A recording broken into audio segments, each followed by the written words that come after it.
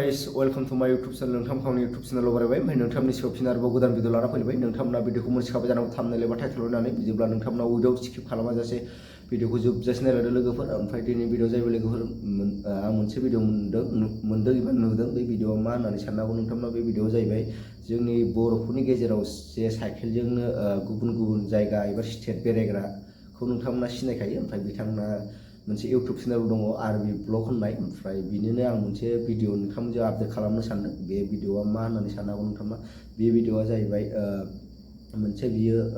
BTR government बा BTR सरकारनिफ्राय मोनसे मदद लुबैनाय मोनसे भिडिअ बानायना बिथाङा होदों ओमफ्राय नोंथांमोना नुवाखैब्ला नोंथांमोननो बे भिडिअखौ स्क्रिनाव होनो हागोन आं नोंथांमोना बे भिडिअखौ नायनानै लाखांनायनि उनाव नोंथांमोना जेसेबां एसेबां शेयार खालामहरबा जाबाय लोगोफोर जाहाथे बेखौ बिटिआर गभर्नमेन्ट एबा बिटिआर सरकारा नुनानै बिथांखौ मदद होनाय बायदि जिखुनु जाया नोंथांमोना नैबेनि भिडिअखौ नायना लाग्रोबानो जाबाय मा मदद लुबैदों बिथाङा बिनि भिडिअखौ आं नोंथांमोननो स्क्रिनाव ससे देखायना होगोन बिनि उनाव नोंथांमोनजों लोगो मोनसिगोन बेफोरबायदि बुंखो मानो बेफोरबायदि होखो होननानै माने होनायनि मेन कारना जाहैबाय माने ओरैबो जाया जानानै होनो गोनां जादों मानो होनना बुंबा रावनावबो बिबाबो मोना आरो पाब्लिकआथ' जा थाइसे थाइनै हरो बेजोंबो सोलिगासिनो दङ आंनावथ' दा नै फैसा थाखाफ्रा जोबजोब्बाय थाइसेबो गैला बायदियानो गोबां खरसा जायो नोंथांमोना मिथिगौ अलरेडि आङो केरेलानिफ्राय स्टार्ट खालामनानै माने 13टा स्टेटखौ कमप्लिट काभार खालामबाय मथामथि एक्सप्लर खालामबाय आरो गोबां स्टेटफोर दंबावो आरो 4-5 मानसो लाबावगोन आरो बेनिखायनो गोबां रांनि आंखाल जानानै दङ बेनिखायनो आङो जोंनि माने मा बुंगोन आरो बिटिआर गभर्नमेन्ट बिसोरनियाव आङो सोरनावबा कन्टेक्ट खालामनाय जादोंमोन नाथाय जेबो रेसपन्स होआखै बेनिखायनो आरो माबा माबि सानफ्लांनानै बेखौ होनाय जादों आरो जोबोद दुखु मोनदों आङो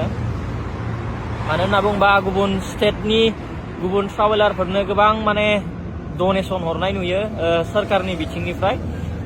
बिथिंनिफ्राय नङाबाबो गावनि पार्सनेलबाबो हरो गेदेर गोलावफोरा जोंना नाथाय रावबो बेफोरबायदि गैया माने सोरबा सोरबिथ' फन खालामबाबो